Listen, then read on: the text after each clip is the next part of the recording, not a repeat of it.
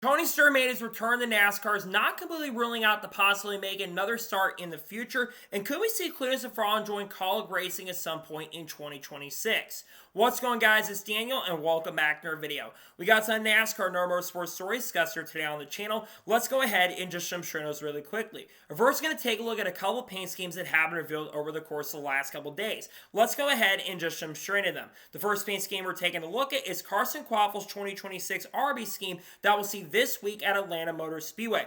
I really like the look of this car, to be honest. The sponsorship utilization is really good. It's being utilized very well. The colors on this car pop very well. It's not the greatest junior motorsports car, but Ryan Williams and his team over there did a pretty awesome job on this one. Excited to see RB's working with junior motorsports this year.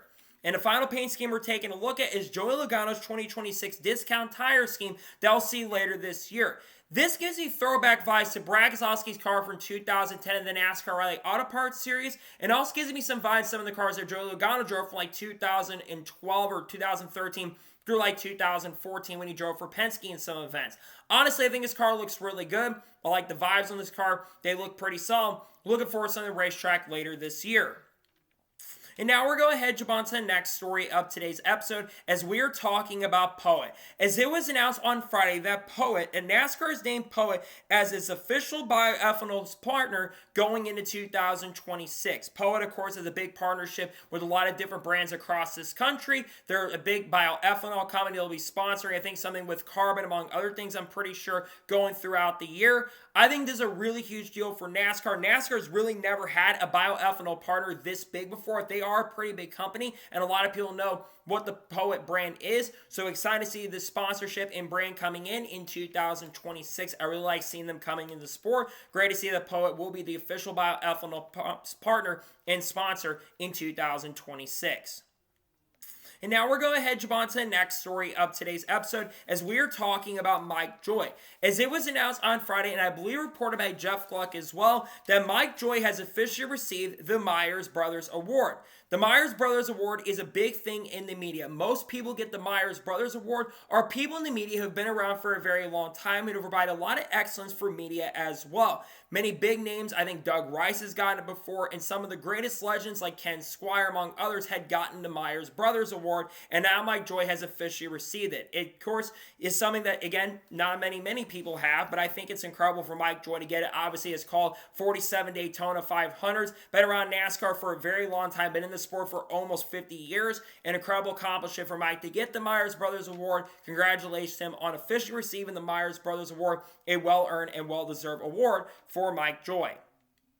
And now we're going to jump on to the next story of today's episode as we're talking about Jeff Gluck. As it was announced on Friday on Dirty Mo Media that Jeff Gluck officially has a new podcast that will be starting sometime this week that I believe will be starting either Thursday or next week at some point. It is going to be called Gluckcast. What this podcast is going to be is Jeff Gluck every Thursday will be talking about all the major breaking NASCAR news stories that do happen throughout the week. I really like that Jeff Gluck is doing this because I've seen Jeff Gluck from time to time do some live streams after things like with the lawsuit, for example. He talked a lot about that by himself and talked about things that were kind of interesting from the lawsuit. And I think Jeff Gluck is a fantastic voice for the sport, and he will say his opinion from time to time, and a lot of times he will give his opinion. And that's what I think a lot of people respect Jeff Gluck in this industry. So I think his podcast will be something that I'm going to be listening to from time to time as well when I get the chance and opportunity. And Jeff Gluck and Jordan Bianchi do a pretty good job at times on their podcast, so Jordan can sometimes be frustrating to listen to at points, but I think Jeff Gluck will do a pretty good job on the podcast known as Gluckcast. And now we're going to jump on to the next story of today's episode as we are talking about Hardees. As it was reported by Adam Stern on Friday, the Hardees has bought billboards and digital signage space around Central Florida to promote its new deal with NASCAR. Hardees, of course, have become official partner of NASCAR for the 2026 season. Not only are they partnering with NASCAR, but they're also, of course, partnering with 2311 Racing, and they're going to sponsor Bubba Walls for quite a few races this year, and believe including at Martinsville Speedway this spring.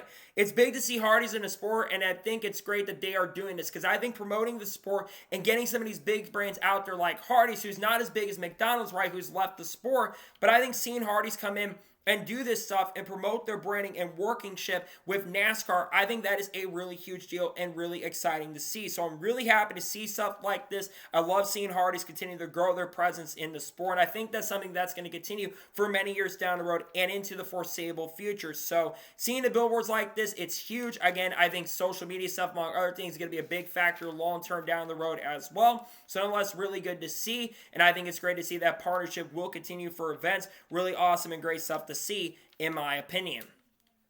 And now we're going to jump on to the next story of today's episode as we are talking about Justin Fantozzi. As it was confirmed on Friday or Saturday by Bob Pockrass that Justin Fantozzi will officially become the GM of Goodyear after this upcoming week, or actually I believe starting at Atlanta Motor Speedway, which of course is this upcoming week. Justin Fantozzi has been with Goodyear for a very, very long time, but one of the higher-ups at the organization. He is replacing a former one after the week at Daytona International Speedway, and he'll get the chance and opportunity to be general manager of Goodyear, which I think for Goodyear, having someone who has experience like this and working with stuff like this, I think that is a really huge deal, and I would expect that he's probably going to do a very solid and really good job when it comes to helping running the sport and growing the sport in some way, shape, or form on the Goodyear side of things as Goodyear tries to continue to help their relationship with the sport going forward. So I like seeing Justin Fantozzi getting the chance and opportunity. Again, I think he'll do a pretty solid and really good job being the general manager of Goodyear. Congratulations to him on getting the chance and opportunity to be the GM of Goodyear. I think it's awesome and great stuff to see that for sure. Great to see he'll get the chance and opportunity to become the GM of Goodyear effective immediately.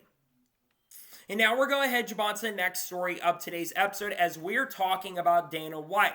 Now, many of you probably saw it on the truck broadcast, but Dana White, of course, is on the Truck Series broadcast for Fox, which meant that he was at the truck race at Daytona International Speedway. Now, why was Dana White there? Well, Dana White does have a major partnership with Dodge and Ram that started, I believe, at the end of last year and is continuing through this year. And his media company was a big thing behind the Ram Racer to Seed show to determine who got the Kaulig ride, which of course Minnie Tyrell was the driver who won the Ram Race for the Seed show. Of course, he did have a little bit of struggle during the ARCA race and also the Craftsman Truck Series race as well. We got caught up in a couple incidents of wrecks throughout the weekend. But for Dana White being on the broadcast and being part of this, I know Dana White is a controversial figure, right? Many people do not like Dana White. But Dana White, say what you want to say. I think he has a lot of passion for things he supports. Of course, the president of the UFC, president, I think, and helps, I think, with WWE, I'm pretty sure. So I think seeing him at the truck race at Daytona, which there were a lot of people at that truck race at Daytona, and trust me, we're going to talk about the truck race at Daytona here in just a short little bit, because there's a lot of stuff to go through that from what happened in that race.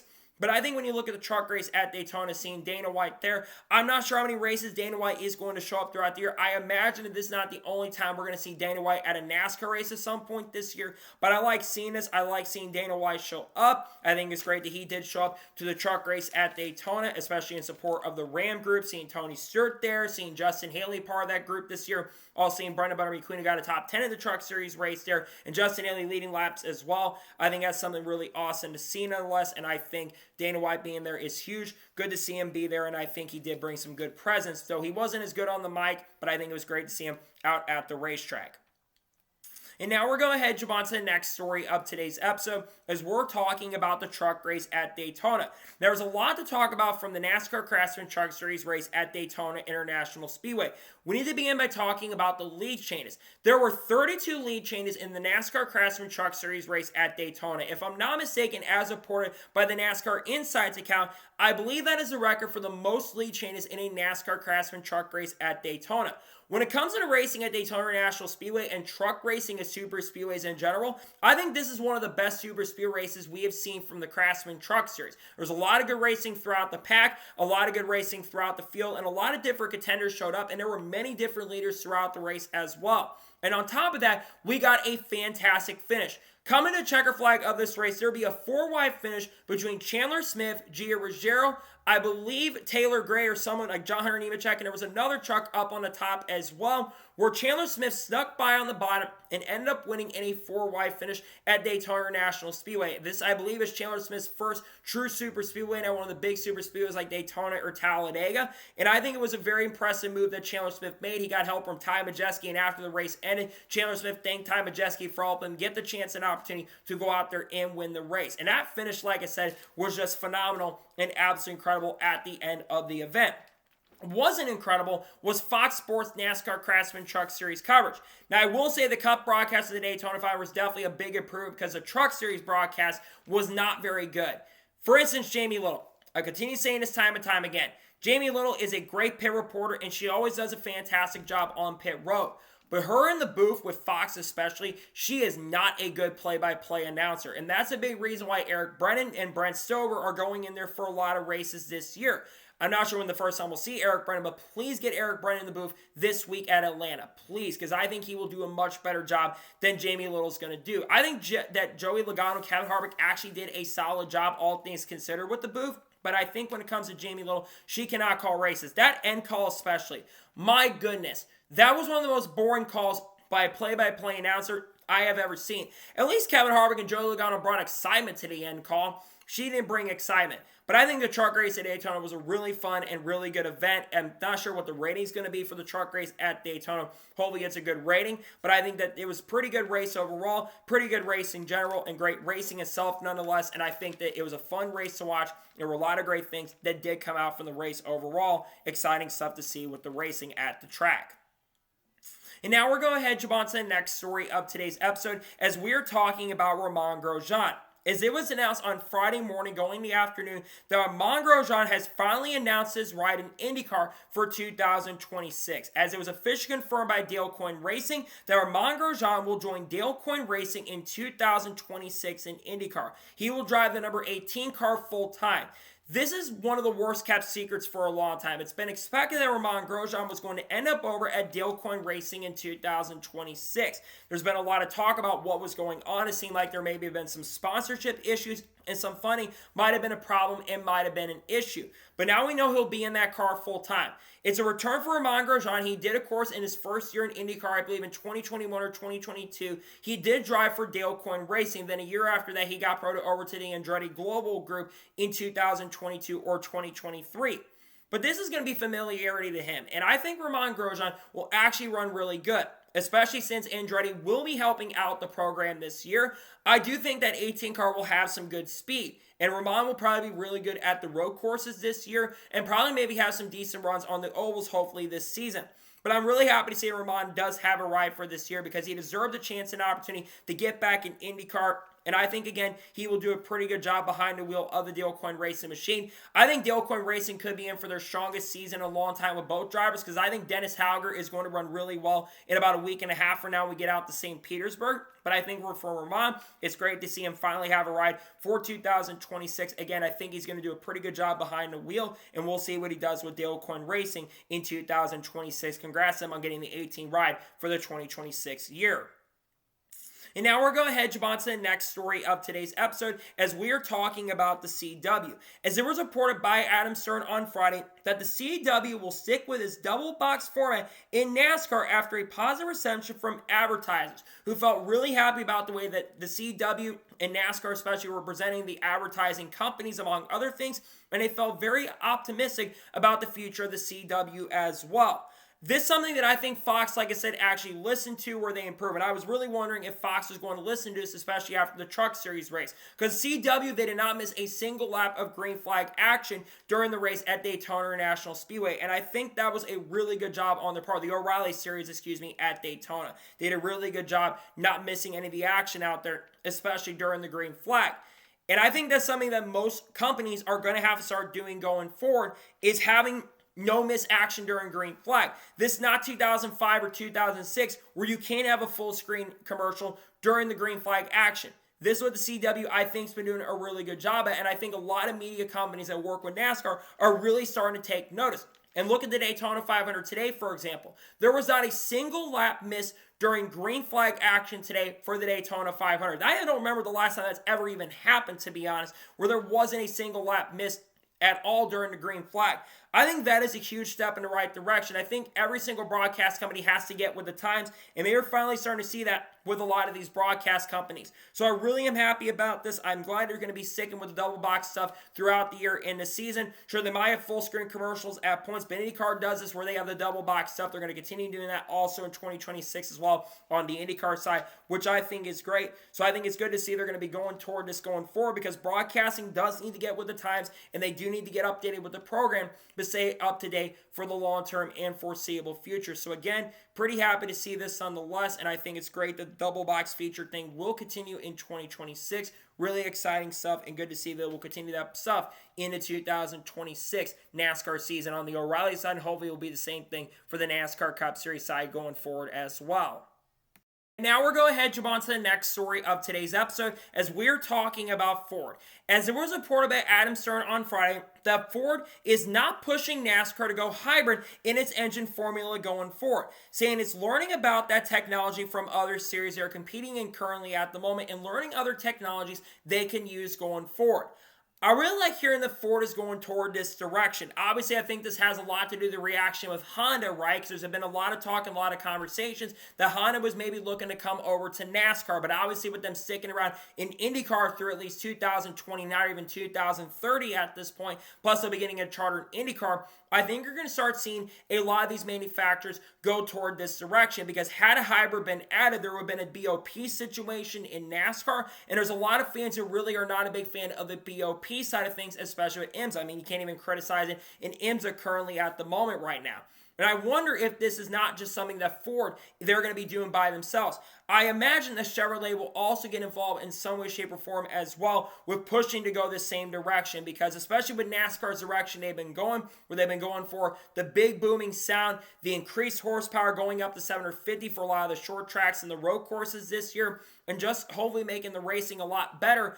I don't even know if a hybrid component would have been great. Now, I think long-term in the future, whether that is 10, maybe even 15 years down the road, I think by the time I'm a little bit older, probably around 2030 to 2035 range, I'll probably have some sort of hybrid component in the Cup car. I just think that it's inevitable at this point that likely will end up happening, or that it will be in the car. But I do like to see that right now we're kind of taking a step back, and I think you're seeing this. And the thing with the car culture too is the car culture is so unstable at the moment in some instances that it's so difficult to kind of keep track on exactly what direction they're going to be going, especially with the way things go in the sport. So I do like that they're not going in, like, they're kind of paying attention to what's going on with the car culture and the industry, among other things as well. And again, especially with the unknowns of the future of the car industry, this is something that could happen with the new administration that comes in, right? Like around that 28, 29 range. And maybe hybrids will come back into play. And maybe we'll get another manufacturer outside Dodge, who I think will be in the Cup Series either next year or 2028. But I do think it's good they're not pushing toward that situation. And I like seeing they're kind of being consistent on that front. I like that. I think it's a great thing that they're doing overall, in my opinion. And now we're going to head on to the next story of today's episode as we're talking about Ty Dillon. As it was announced on Friday before the NASCAR Craftsman Truck Series race took place at Daytona, it was announced that Ty Dillon will drive the number 25 for Kaulig Racing in the NASCAR Craftsman Truck Series at Atlanta Motor Speedway. This is the first time that Ty Dillon has competed in the NASCAR Craftsman Truck Series, at least in a couple years, and of course will be driving for the team that he drives full-time currently in the NASCAR Cup Series, which he currently drives the number 10 car. Obviously, I believe it was Austin Konensky was the first one to report that Ty Dillon more than likely was going to be driving a number 25 for Kaulig Racing at Atlanta Motor Speedway. Now, Ty Dillon obviously does have some wins in the NASCAR Craftsman Truck Series. In fact, he does have a win at Atlanta Motor Speedway, I believe back in 2012 in the summer race at Atlanta in September. Ty Dillon was able to pick up the win in the number 3 truck the year after Austin Dillon moved up, of course, to the NASCAR O'Reilly Auto Parts Series in 2012 to go full-time there. Now, obviously, there's a lot of people that talk about this, right, with Ty Dillon. And people talking about this free agent truck. We obviously got Tony Stewart behind the wheel to drive the 25. They were talking about a lot of exciting drivers to get behind the wheel. This is no disrespect to anybody from the Kaulig team. Ty Dillon is not a free agent. Now, technically, he's a free agent to the NASCAR Craftsman Truck Series because here he doesn't run it full-time anymore. But Ty Dillon is not a true free agent and a big superstar name that is going to really move the needle for a lot of people at Atlanta Motor Speedway. Now, I don't think Ty Dillon's going to be the only Cup guy to go into the team. Obviously, AJ Allmendinger, there's been a lot of talk that he can make some starts with Kaulig Racing in the NASCAR Craftsman Truck Series at some point this year. Maybe we might do, well, we can't do San Diego, so maybe some other track down the road. Maybe he'll be the guy who can't run St. Pete, but we're not sure he'll drive the 25 at this point. But I think for Ty Dillon, I think he'll be competitive. The Kaulig trucks did look pretty good at Daytona especially, and Tony Stewart did an all right job before he unfortunately ended up getting crashed. But I don't know if Dillon, like I said, is truly going to move the needle like a lot of people really want to see who gets behind the wheel. I'll be interested to see that something they were supposed to announce every Monday. It seems like they're going to be announcing every Friday before every truck race happens. And I think it'll be interesting to see who ends up getting the 25 going forward. Every time we have a new driver announced, we'll probably talk about it on the channel. I believe Carson Ferguson's driving that truck at Martinsville either in the spring or the fall, so we'll see what happens there. But I think it's a good opportunity for Ty. I think he will be competitive because they've got Spire S equipment, I'm pretty sure, going into the year. So we'll see how it goes for them in 2026 at Atlanta. But I think Ty Dillon will probably show some pretty good pace and really good speed when we get to Atlanta Motor Speedway later this week and the 25. Also, the debut of Kyle Busch in 2026 is he'll probably be a factor to win that race, and Corey Heim is also back in that truck race as well.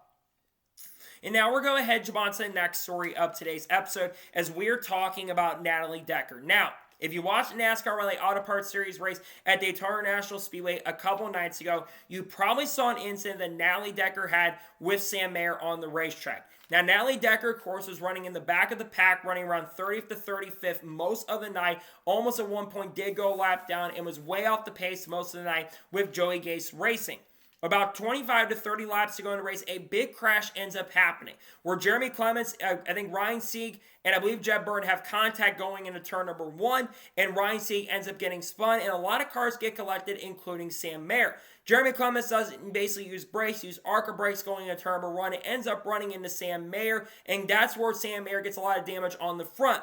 But coming pretty far back, about 15 seconds behind the rest of the pack, is Natalie Decker. Now, Natalie Decker is basically saying that she was being told to hit the brakes a little bit, and she's barely tapping the brakes, and you can clearly see her flying into the wreck, not at full speed, but flying in the wreck pretty quickly, not blowing up the car, hits the outside wall, and Sam Mayer comes back up the racetrack, and she ends up crashing her car really hard, and Sam Mayer gets another big hit. Then, on the radio after the incident happened, Natalie Decker is really actually mad at Sam Mayer for the incident and for the crash that happened on the racetrack, basically saying, why did Sam Mayer come back up the racetrack? It really pisses me off when things like this happen and when drivers do that in those situations. Well, there's a couple things I do want to say about Natalie Decker here. I'm not going to get any other stuff that happened over the weekend that got deleted by Matt Tiff. But looking at this with Natalie Decker, number one, Natalie, Sam Mayer's car is completely destroyed. The front of the car was completely caved in because he got hit by Jeremy Clements earlier and had multiple incidents. He had no control of the car, and his brakes were probably gone in that situation. That's probably why he had basically didn't have any brakes in there, because he probably didn't even have a brake pedal to begin with, because the front of the car was freaking destroyed. That's number one. Number two, Natalie, you could have slowed up a lot more in that situation. You're going into that wreck really, really fast and really, really quickly. And you got to use the brakes in that situation. You have been racing in NASCAR in some way, shape, or form since 2019. You have raced races at Daytona since 2018. Keep in mind that is 8 years ago. You're not a rookie in this series. You've raced a lot of races in the O'Reilly Auto Parts series. And you need to learn how to use the brakes when you're coming down the back straightaway. You have to hit the brake pedal. There's a brake pedal for a reason that you're supposed to hit. And every time it's in and she going blaming Sam, I don't understand how you blame Sam Mayer for the incident wreck. I get being upset and frustrated you got involved in the wreck. I get that. I understand that to an extent. But it's not his fault that you crashed, Natalie. You've got to learn to control your car and not get caught up in crashes and incidents like this. Because again, unfortunately for Natalie Decker, and I hate to say this, this is without question her fault. She could have avoided this incident. She could have avoided the crash. And she basically just didn't avoid the wreck. And there's a lot of times I've seen this when Natalie Decker, unfortunately, hate to say it, she gets caught up in a lot of these wrecks and incidents, and a lot of times it ends up being her fault. And I think especially a lot of people were calling her out. I mean, Jamie McMurray and Parker Kligerman were clowning her in the booth. And I think it's justifiably so. I know Natalie Decker gets a lot of hate on social media, but I think a lot of the hate is justified in a sense, and some get justified feeling toward her because some of the frustration toward her is justified, unfortunately, because to me, she could have wound up her brakes, she could have used her brakes, and she did it, and that's why she got caught up in a wreck and incident. It is not Sam Mayer's fault. His car is destroyed. He had no control, had no brakes in this situation. Natalie, learn to take responsibility and learn that you're at fault for some situations. It's not all your fault, but I think you have to take some responsibility. And please, for the love of God, when you are almost in a wreck, please hit the brakes. That would be the most appreciative thing that drivers could tell you at this particular moment and point.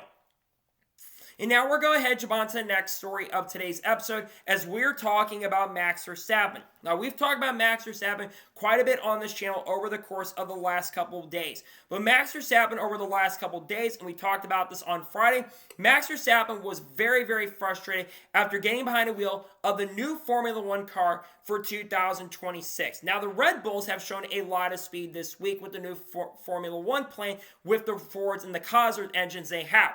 But Max Verstappen is not a big fan of the Formula One car. He basically compared it to racing a Formula E car and was not a big fan of it and doesn't feel like it's going to produce the best racing out there. He thinks it probably produce some passing on the track, but he doesn't think it's generally going to produce a lot of great racing. Well, this gave an opportunity for current NASCAR Cup Series driver, who finished in the top 5 of the Daytona 500, Brad Keselowski, who is a co-owner of RFK Racing, to chime in and give his opinion, where he basically is offering Max Verstappen to get behind the wheel of a NASCAR Cup Series car. Brad is offering an opportunity for that, and would love to see Max get a chance and opportunity. Now, in the past, Max Verstappen has basically said no to NASCAR. I think he said about a year or so ago that he has expressed interest, not really expressed interest, in wanting to come over and race in NASCAR.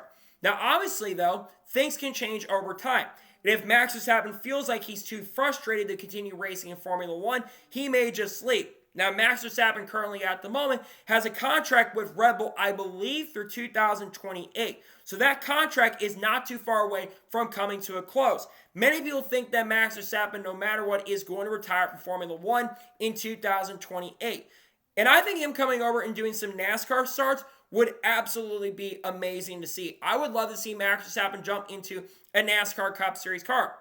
Especially since, there's a lot of debates about Kyle Larson and Max Verstappen being the two best drivers in the world racing against each other. They've not done that at this point. I would love to see what they could do on a road course against each other.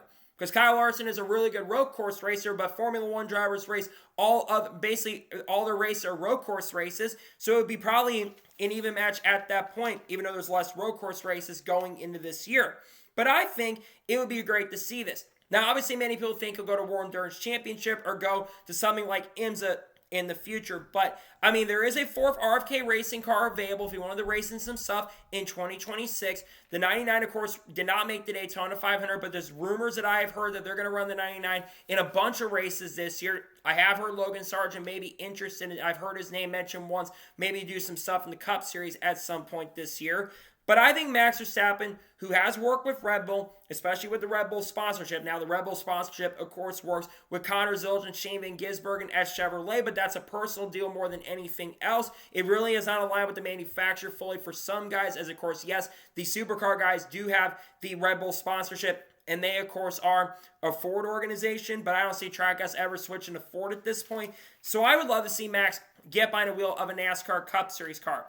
I get that Max is really, really busy at this point with the Formula One career, but I think, like I said, with him being a little bit unhappy at this particular moment in point, and if you're feeling unhappy and you're feeling frustrated about the way things are going in Formula One and you're not having fun because they said it's not a fun car to race in right now in Formula One, I think then it'd be awesome to see him get that chance and opportunity to come over and race in the sport. So I hope it happens, to be honest. I really would love to see him come over and race in the sport, race in something like NASCAR and try it out, because I think he could have some potential success. And I think he probably would have a little more fun right now than certainly racing in Formula One. Plus, let's be real honest right now, NASCAR racing is certainly better right now than Formula One is currently at the moment. And I'm not sure the racing is going to get better in Formula One. I do think the racing, though, in NASCAR is certainly going to be much better going forward. I think the racing will be fun, especially this year with the racing starting off good with the 500 that happened earlier tonight. I think we're going to be in for a good season, and I think it'd be fun to see Max Verstappen join the crowd and maybe be a guy that could get behind the wheel of a NASCAR Cup Series car maybe in the near and not so distant future. We'll see what happens, and we'll see if he does get that chance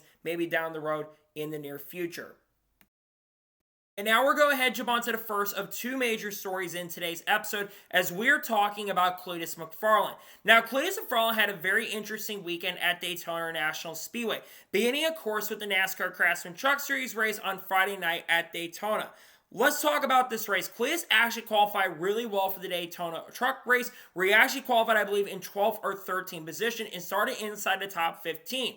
Early in the race, on lap number 1 or lap number 2 of the event, Cleetus was already going 3 wide and 4 wide in the middle, and basically went all the way to the bottom in the 4th row, I believe, in around 6th or 7th position at that point.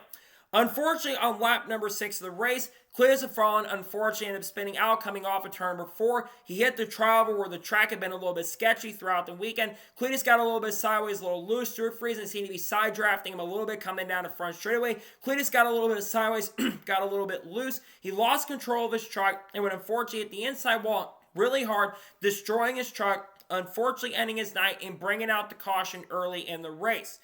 After the incident happened, he climbed out of the truck, and he basically spoke to the media after the race, including Fox, and he said that this is probably the dumbest thing I have ever done, and it's unfortunately my fault. It's a rookie mistake, and he basically was very unhappy at himself for a wreck. He said he had a great opportunity to drive at Daytona International Speedway, and he took full responsibility for the wreck and incident that happened out on the racetrack. I had explained this, I think, during the Truck Series race review, and I'll kind of explain it here. His truck run was not very great, especially since crashing out early. I do think Cleetus probably shouldn't have been up front early in the race. He probably should have gone through the middle and dropped to the back and done what Manny Tyrell done, where he dropped to the back of the pack, or did what Travis did. They hung to the back, and they dropped back and learned how to control those trucks. They did what Tony did early in the race and tried to hang on to the Craftsman trucks at that point. Because had he learned that, I think maybe he could have wrecked later, but he probably would have made it a lot farther in the race. I think Nice Motorsports and their communication team should have had him learning in the back. But also, I think there needs to be more practice and testing, especially for drivers who are inexperienced or younger drivers in particular. I feel like there's not enough practice. I mean, they were doing tech during the Truck Series practice session on Friday. I really feel like they could have absolutely, without question, found a way to go ahead and get that all the more testing done. I think only having one tested rocking him in a truck, it really put Cleetus as a big disadvantage, and I do think Cleetus probably has a little bit more learning to do. That being said, let's go to the ARCA race the next day. Cleetus actually had a really good run in the ARCA Menard Series race. He started up front early in the event, qualified in 5th position, and through the front, basically the first 20-30 laps of this race, he would run inside the top 5, top 10 range, and at points was up to 2nd or 3rd at one point in the race. Unfortunately, during the halfway break of the ARCA Menard Series race at Daytona, the jack broke on Cleetus' team. Rhett Jones racing the jack during the pit stops with the non-competitive pit stops. You basically, if you can maintain your position, you don't lose a lap, you get to restart where you start. But because they lost a lap on pit road, Cleetus would have to restart basically in the back and would unfortunately end up losing a lap. Now, there would be some yellows that would happen, but unfortunately, the first caution that came out, I believe, for Presley Sora, he unfortunately did not get the free pass. He would get the free pass, though, after, I believe it was Allie Owens and Sean Core ended up crashing. Allie had a really good run going, tough break for her after her engine let go. And then basically Cleetus would end up getting back on the lead lap. And near the end of the race, Cleetus would charge all of his way back up to the front, would be back up inside the top 20. Then he had the Jake Finch crash, and a couple other wrecks ended up taking place where Gus Dean and Jake Finch ended up getting collected, and Cleetus missed that wreck. And Cleetus would restart around 18 for 19 position on the final restart of the event. And Cleetus was able to make up a ton of ground and positions and nearly got himself back up inside the top 10. Unfortunately, there was a little bit of an issue on the restart. People checked up, but Cleetus got back up there and charted his way up on the last lap run. And coming off of turn number 4, and I believe it would be Jake Finch who ended up picking up the win, or actually would end up being Gio Ruggiero won the race, and Cleetus would come off the corner and finish in 11th position. A great redemption day for Cleetus, and he did a really good job in the race, held his line, learned a lot of stuff, and put together a really good run at Daytona International Speedway. Now, going back to the Truck Series race, it sounds like Cleetus McFarland is interested in doing the NASCAR Craftsman Truck Series race at Talladega Super Speedway.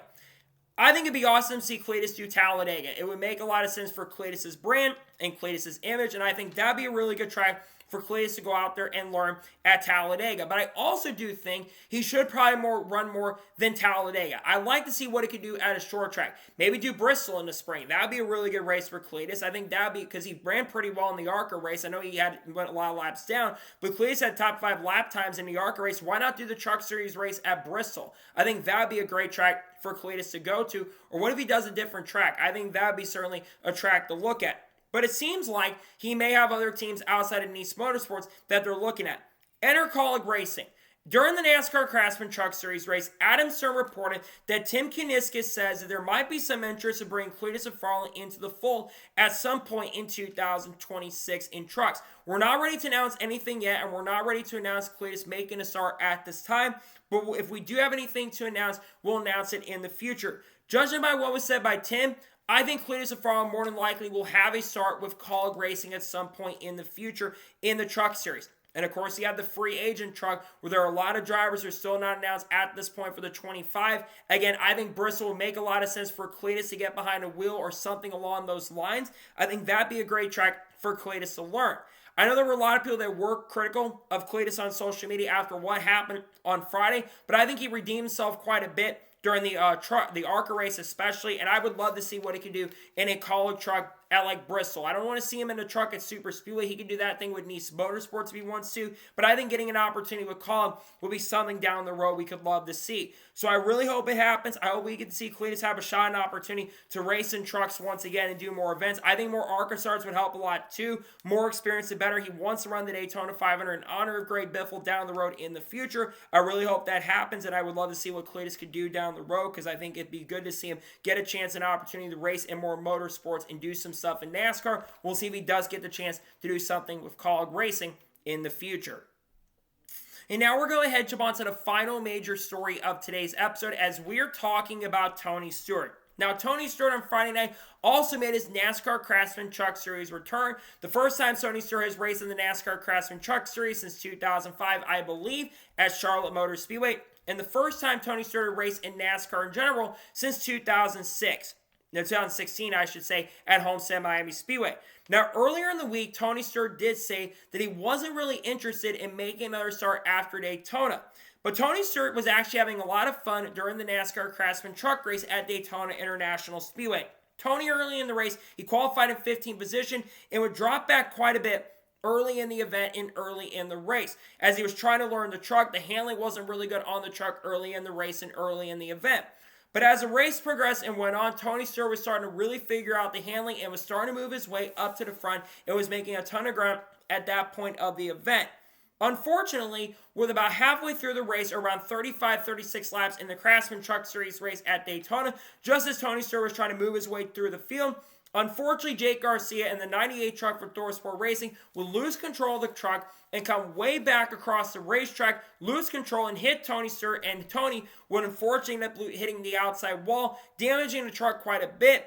He would go down pit road after the wreck, and he would basically decide whether they were going to return to the race or not. Since they were not running for points really in this race, Tony Stewart made the decision to go ahead and park the truck at that point. Now, on the radio after the race concluded, Tony Stewart said, they basically said on the radio, Alex Johnson, the spotter, basically said, we would love to see you come back and do another race. And Tony said, I may have to actually do another one in the future. And judging by what he said to the media as well, Tony Stewart says he is not out of the possibility, and he said never say never on making another NASCAR start at some point in 2026. Tony Stewart is usually a guy that when he says never, he usually stands by it and says never at that point.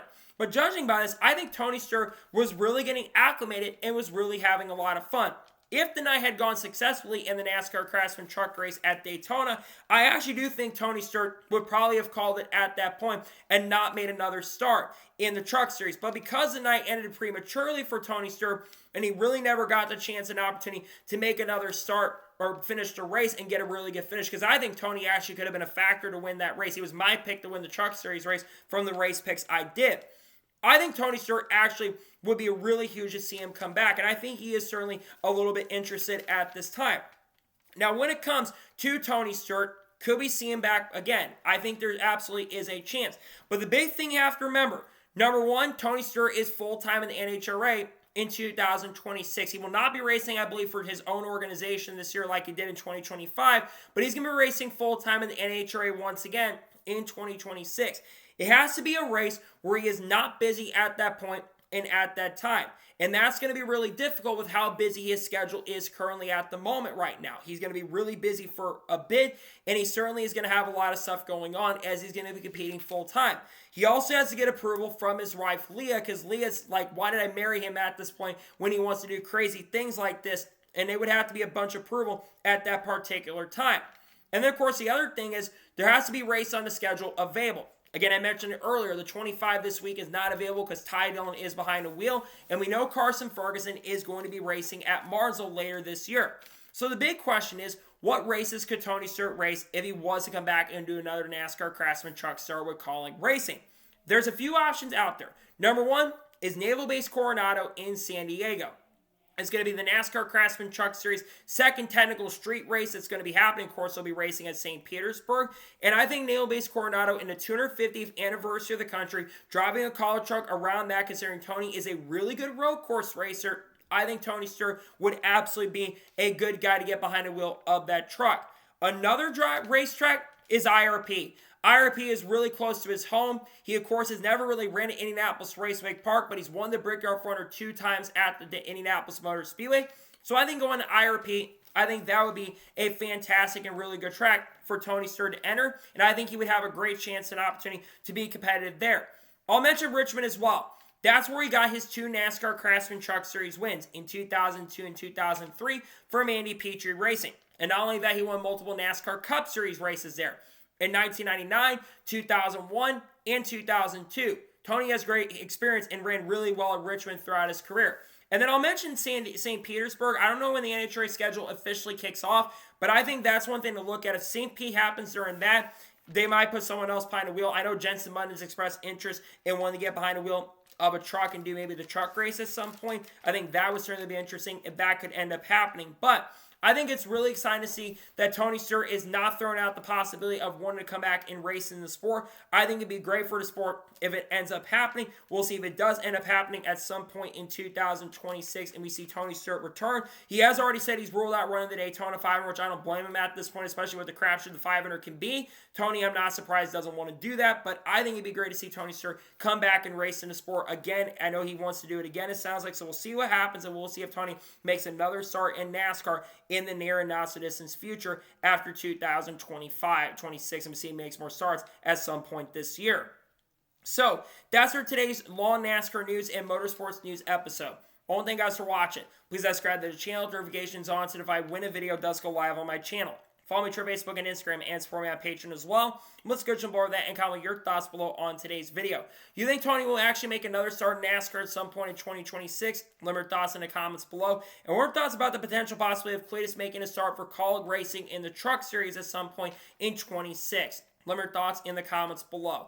Later today on the channel, there will be another NASCAR news video talking about all the news from late Saturday going into Sunday and maybe early Monday as well. If there's any other news that breaks throughout the day, we'll discuss it live on the channel as well. On Tuesday, I'm going to have the NASCAR Craftsman Truck Series race picks for Atlanta going out. And if any news breaks during that time, we'll talk about it throughout the day.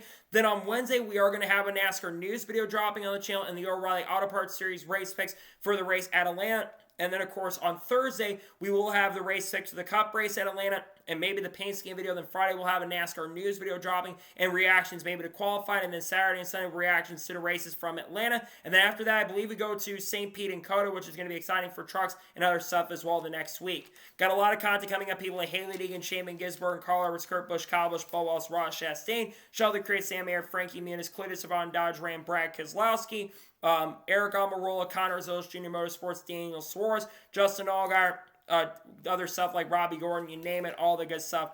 And Kyle Larson, Chase Love, we talk about all this stuff on the channel in the coming days and weeks as well. So anyways, like I said, I want to thank you guys for watching today's episode. I'll see you guys next time for more great, awesome NASCAR content, other motorsports content on the channel like this. Take care, everybody.